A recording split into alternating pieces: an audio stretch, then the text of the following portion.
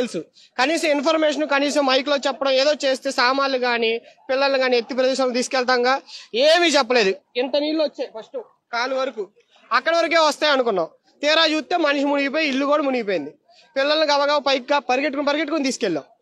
ఇంకా సామాన్లు గేమాలు అన్ని కొట్టుకెళ్ళిపోయినాయి, ఫ్రిడ్జులు ఇవన్నీ. ఆటో తోలుకున్నాం, ఆటో మొత్తం మునిగిపోయింది. ఆటో ఎంత ఇప్పుడు బాగా చేర్చాడు 30,000 40,000. డెలివరీ పేషెంట్లు ఆగిపోయారన్న స్మైల్ హాస్పిటల్లో, కనీసం వాళ్ళు బోట్లు కూడా ఇవ్వట్లా. డెలివరీ వాళ్ళు బోట్లు పంపించండి అన్నా కూడా రిక్వెస్ట్ చేసిన పంపించట్లేదు.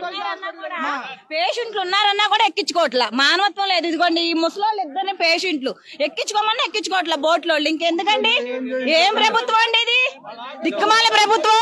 కోరు ఓట్లు వేయించుకుని గెలిపించుకున్నందుక.